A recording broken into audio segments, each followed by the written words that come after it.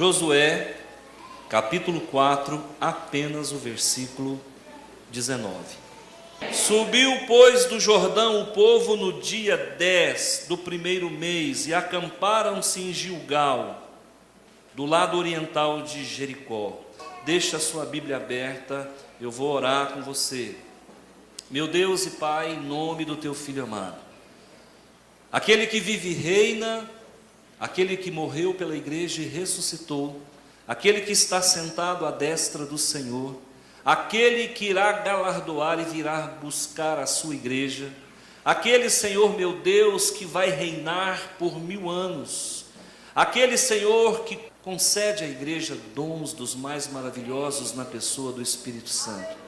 Obrigado, meu Senhor, noite glamurosa, noite gloriosa, onde as emanações da graça e do teu amor têm se derramado, se espargido sobre o teu arraial. Nós que somos tabernáculo do Senhor, nós que somos a noiva adornada de branco, nós que somos, Senhor, a menina dos seus olhos. Querido Deus, derrama sobre nós sempre, todo dia, o azeite quente que queima as nossas vidas e ao mesmo tempo nos purifica e nos livra de tudo aquilo que é corruptível. Guarda-nos, Senhor, pelo poder das tuas mãos, em nome de Jesus Cristo, meu Senhor. Amém. Irmãos, eu quero falar sobre a caminho da terra prometida. Por que eu falo sobre isso de tempos em tempos? Para que você traga na memória quais são as diretrizes, ou para que você possa rememorar tudo aquilo que Deus quer para a tua vida. A caminhada para a terra prometida. Aqui Josué é o grande capitão, é o grande general desse povo e o conduz de forma gloriosa, de forma maravilhosa, para um lugar que manaria leite e mel. Bom, preste atenção, essa promessa de que o povo estaria indo para a terra prometida foi uma promessa que foi feita a Abraão. Deus promete em Gênesis 12, Abraão, sai da tua terra, da tua parentela, vai para uma terra que eu te mostrarei. Gênesis 12, 7, uma terra que emana leite, mel, e vai. E aí ele renova essa promessa no seu filho Isaque. Depois ele renova a sua promessa em seu filho Jacó. E quando esse povo sai do Egito, muitas coisas acontecem, grandes coisas acontecem. E se você for pegar as estações dessa trajetória até a terra prometida, você vai ver que o povo de Israel até chegou na terra prometida geograficamente falando, mas não chegou na terra prometida espiritual. Porque para tudo que há na terra existe um paralelo no mundo espiritual. Quando Deus fala de terra prometida, nós nos ligamos a uma geografia palestina, que envolve o Líbano, que envolve a Síria, que envolve a Cisjordânia, que envolve ali do Nilo até o Eufrates, e essa era a promessa de Deus. Deus havia prometido a terra prometida nos limites dos quais eu estou falando. E você vai ver que isso nunca aconteceu. Israel nunca tomou posse daquilo que Deus prometeu. Nunca aconteceu. Por mais que Davi tenha trabalhado, por mais que Davi tenha sido um homem feliz e bem-sucedido, segundo o coração de Deus, mesmo assim Davi não conseguiu chegar naquilo que Deus havia prometido. Então essa promessa de Deus ainda não se cumpriu. Aí você fala, pastor, mas e agora? Deus não é homem para que minta, nem filho de homem para que se arrependa. Como é que fica escatologicamente, ou como é que fica Deus? Deus fica de mentiroso? Afinal de contas, ele não cumpriu o que ele falou, mas também a caminhada para a terra prometida não terminou.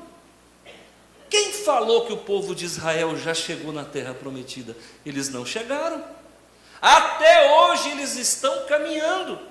E agora, diga-se de passagem, de castigo no muro das lamentações por terem sido reprovados por ocasião do assassinato de Jesus.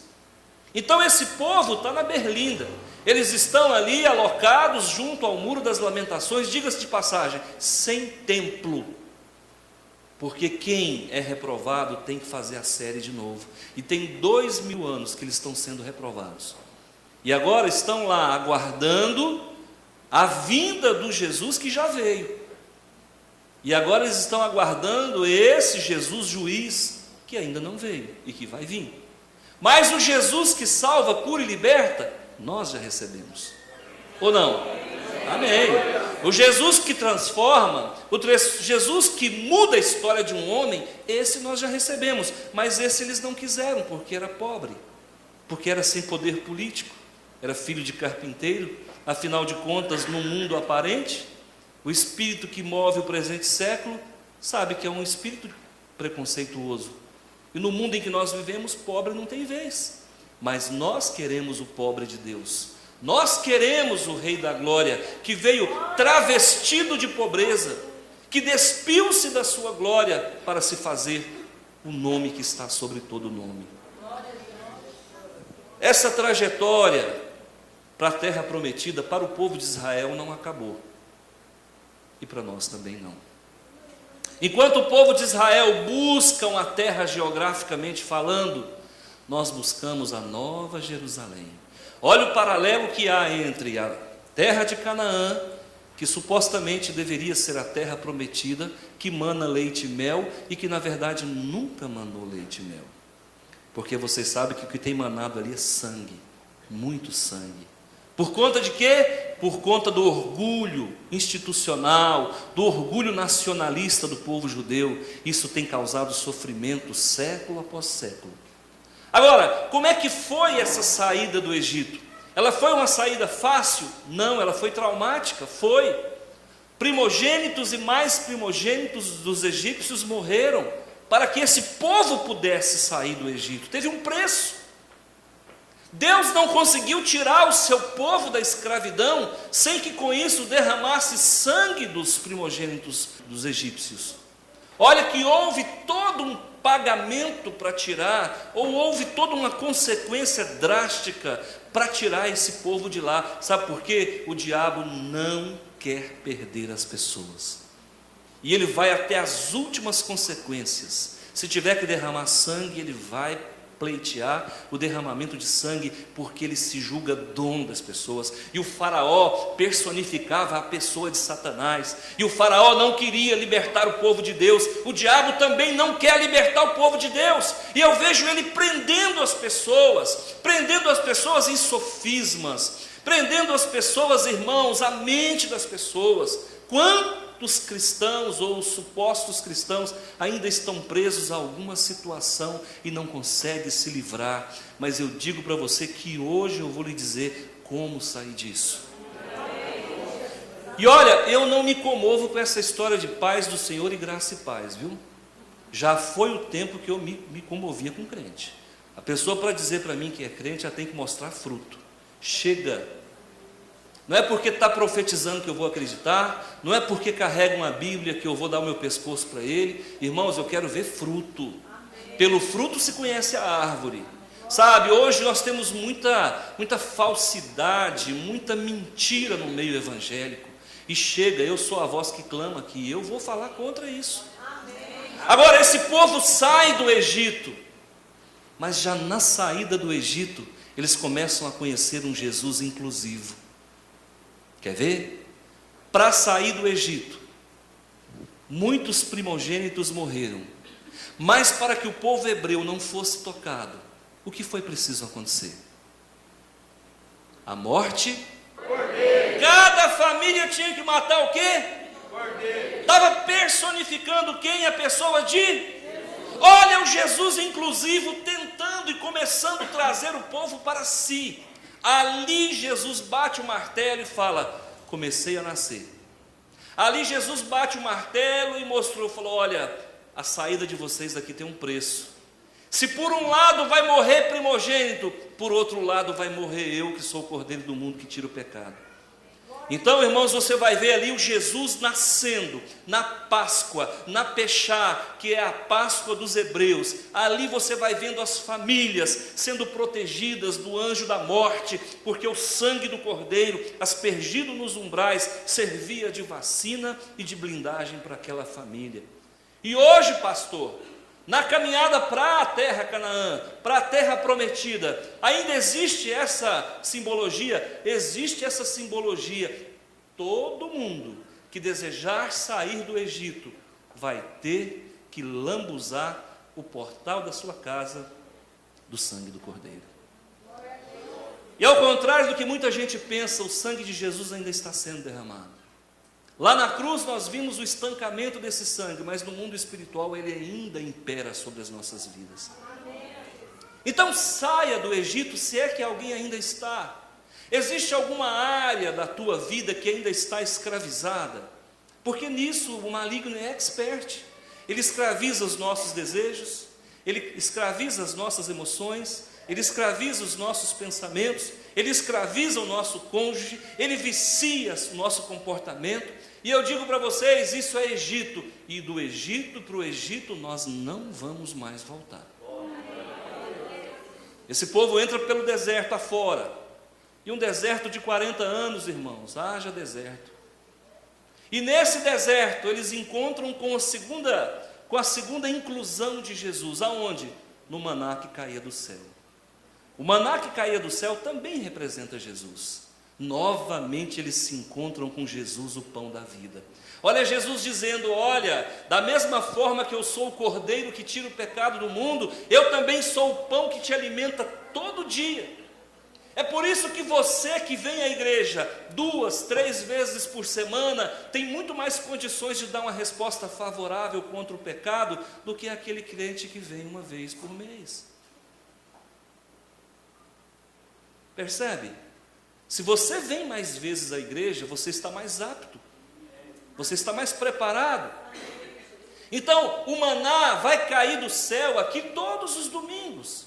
Ele vai cair do céu para você como palavra que alimenta toda quinta-feira. Ele vai cair toda tarde da vitória. Ele vai cair em todo o impacto jovem no sábado, na escola bíblica dominical, no culto das 5h30, no culto das 7h30. E você vai se abastecendo desse alimento espiritual que vai te dar sustância, como diz o goiano. Caminhando ainda pelo deserto, esse povo tem um outro encontro com Jesus, na água vertida da rocha. Olha de novo Jesus. Olha de novo Jesus. Então o povo, para sair do Egito, para sair do pecado, teve que comer a carne do cordeiro. O povo, quando sai do Egito e entra no deserto, teve que comer o pão que cai do céu, que é Jesus, tipifica Jesus. E agora o povo que está no deserto tem que beber da água da vida. Oh Jesus maravilhoso, e você vai sendo juntamente com o povo de Israel envolvido nisso. Se você está no deserto, não fique triste, pode ter certeza que vai ter pão e água para você. Se você está no deserto, não fique triste, o anjo do Senhor permeia o teu caminhar. Então não tem nada ruim para o crente, irmãos. Não confunda labor, trabalho com sofrimento, com infelicidade.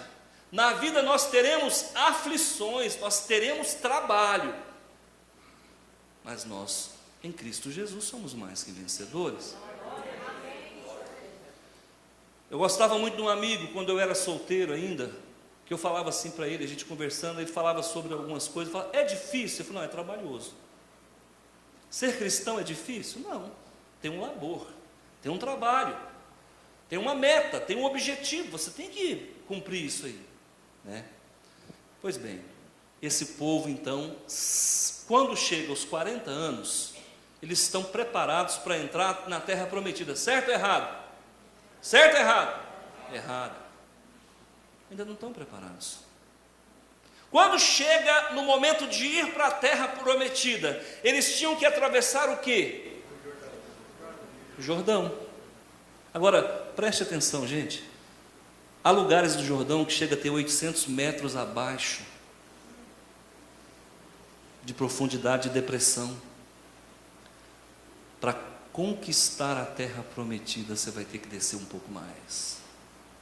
Pastor, mas o deserto não está bom? Não chega? Chega não, irmão.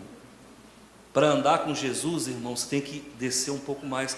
Afinal de contas, para andar conosco, ele desceu bastante ou não? Jesus, para estar conosco, de que ele se despiu? De toda a sua glória. Você tem noção do que é a glória de Deus? Você tem noção o que você fez com Jesus, eu e você?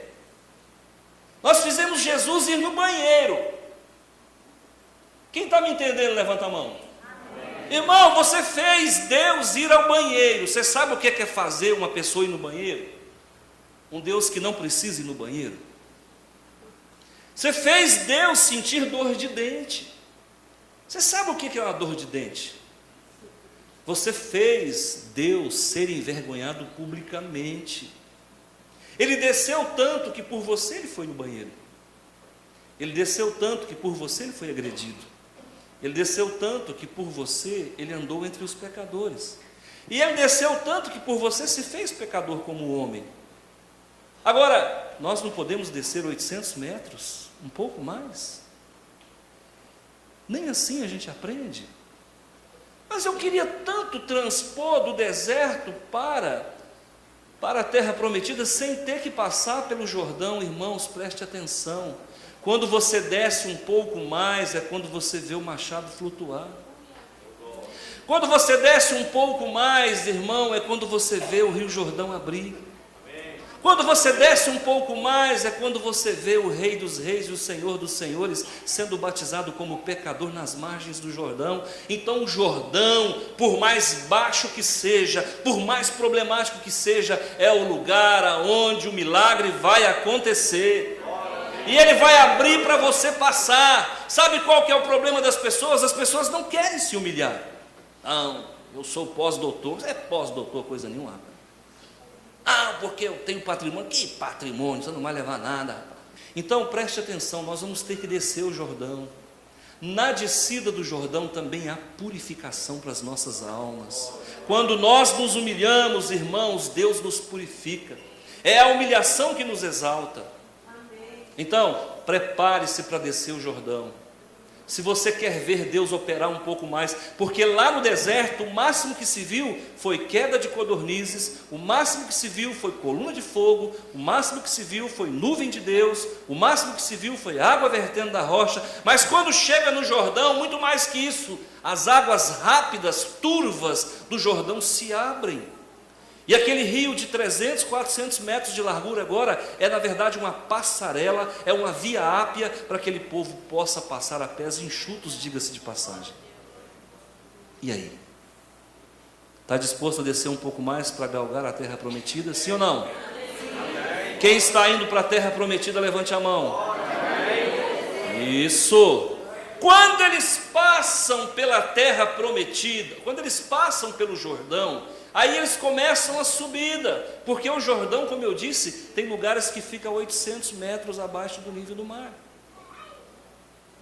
Tem lugares que é muito baixo, e eles começam a subida para chegar aonde? Para chegar à terra prometida, mas tem que passar por um lugar chamado Gilgal. Diga comigo, Gilgal. Preste atenção. Toda descida vai te permitir uma subida. Se Deus te levar a descer, fica tranquilo que Ele vai te levar a subir.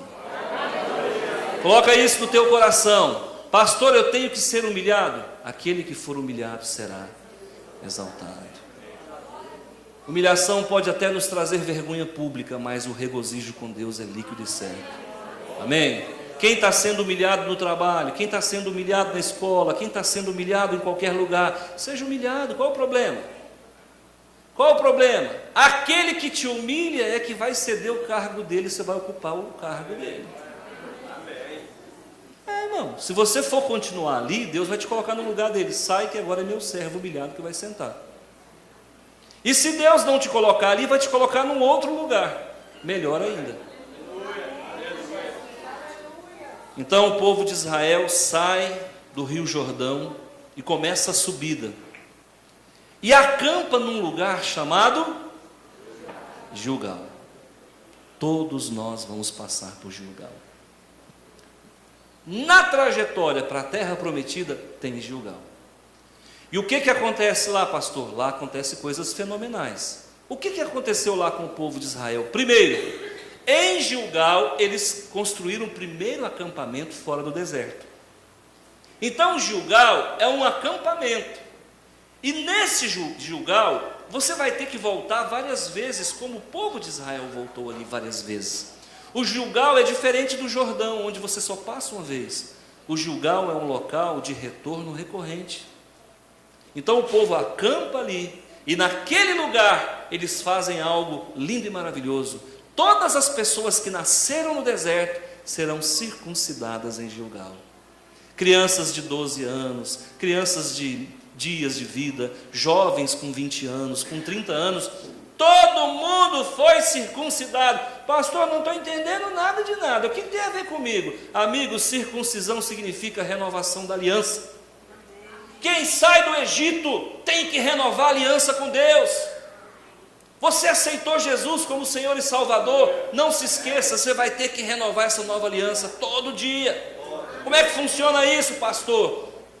Através de uma reflexão profunda diária, através de uma vida de oração, através de confissão de pecado, coisa que crente não quer mais confessar pecado. É certo, não peca, né? Quem não peca não tem que confessar, glória a Deus, aleluia. E aí, irmão, sabe o que acontece? Lá em Gilgal, esse povo então circuncida todo mundo. Os levitas então fazem o processo ritual da circuncisão, levando aquele povo a renovar a aliança com o Deus de Isaac, de Abraão e de Jacó, com o Deus de José, com o Deus que os tirou da servidão do Egito. Agora eles estão dizendo: nós queremos o Senhor, nós não vamos abandonar esse caminho. E você que é crente, que já aceitou Jesus, que já passou pela água no batismo, vai ter que todo dia dizer: Senhor, eu quero você, Jesus, eu quero andar contigo, Jesus, eu quero ter aquela fé de Billy Graham, aquela fé de Charles Spurgeon, eu quero ter aquela fé de John Wesley. Senhor meu Deus, eu quero caminhar contigo todo dia. Tem que renovar a fé, tem que renovar a aliança. E aí, irmãos, na sequência eles instituem a Páscoa na terra prometida. Gilgal é lugar de Páscoa, é lugar de novamente comer a carne do cordeiro. Agora aquele povo que não estava no Egito, que não estava no deserto, já estava às portas da terra prometida, que já havia passado o Jordão, agora vai comer a carne do cordeiro. E a carne do cordeiro não se extingue, ela continua perpetuamente.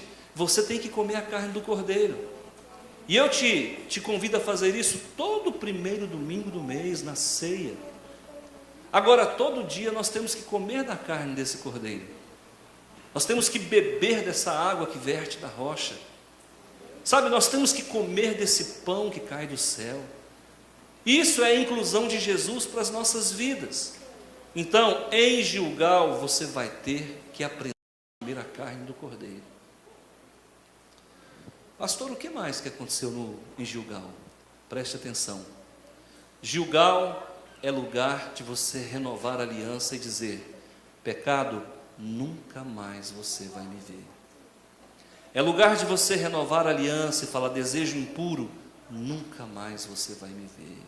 É o lugar de você renovar a aliança e dizer: olha, frustração, vergonha, opróbrio, todo tipo de humilhação, você nunca mais vai me ver. Sabe por que nós não somos mais que vencedores, irmãos? Porque nós não tomamos posse das bênçãos que já foi declaradas para nós.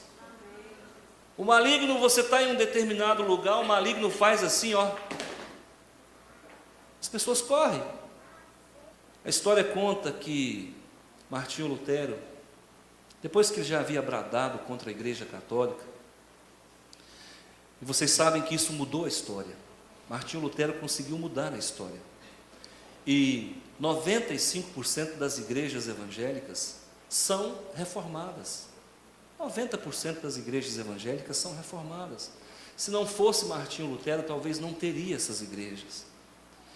E o maligno ficou muito furioso, tanto que na própria Alemanha, onde ele cometeu esse ato de bradar contra a Igreja Católica, virou uma guerra civil dentro da Alemanha, guerra entre católicos e protestantes. E aquilo, o diabo usou aquilo para ceifar algumas vidas. Certa noite ele estava em casa, deitado para dormir, e ele não conseguia dormir, e ele percebeu que existia alguém no quarto. E quem tem essa sensibilidade sabe quando alguma força espiritual está na nossa casa, no nosso quarto. E ele percebeu que havia, ele abriu os olhos e falou: quem é?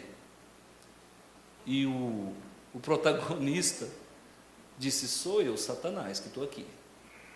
Ele falou: então deixa eu dormir, que eu tenho mais o que fazer. Virou as costas para Satanás e foi dormir. Nós temos que fazer isso também, irmãos. Tem muita gente dando senha para o inimigo. Vira as costas. Aquilo que não serve para a gente vira, muda o foco, sabe? Nós temos que aprender a fazer isso. Isso é direito, não do consumidor, mas é direito do crente salvo e lavado pelo sangue de Jesus. Lá em Gilgal, você vai ter que renovar a tua aliança, você vai ter que comer a carne do cordeiro, beber o sangue do cordeiro. Lá em Gilgal, foi o lugar onde Samuel, o profeta Samuel, julgou o povo de Israel.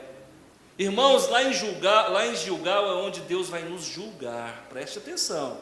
É lá nessa terapia, com um psicólogo chamado Jesus, é ali que você vai ser esquadrinhado, é ali que você vai ser avaliado. Você precisa transformar o quarto da sua casa no seu Gilgal. Você precisa ser honesto, parar de se justificar. É muito comum eu confrontar as pessoas no gabinete, e quando eu acabo de falar o erro da pessoa, ela fala: mas o senhor não sabe. Então, irmãos, lá em Gilgal nós vamos ser avaliados. Mas para isso a gente tem que ser honesto. Parar de justificar, de se auto-justificar. Não, eu fiz isso, por isso e por isso. Para com isso, rapaz. Se quem está te julgando está dizendo que você fez, você não tem que dar explicação. Senhor, pequei, me perdoa, não peco mais. É assim que funciona. Na vida cristã funciona assim. Lá em Gilgal também aconteceu outro fato importante. Foi lá em Gilgal que Saul foi ungido rei. Preste atenção. Quem sabe, quem conhece a importância da unção aqui, levante a mão. Você sabe o que é unção? No Velho Testamento, as pessoas eram ungidas com óleo. No Novo Testamento, as pessoas são ungidas diretamente com o Espírito Santo. Nós fazemos uso do óleo? Fazemos, mas nós não somos oleólatras. Fique tranquilo. Batista Nacional usa óleo, mas ele nem come nem bebe óleo. Lá no Velho Testamento se ungia com óleo. Hoje, o óleo, nós entendemos que é símbolo do Espírito Santo.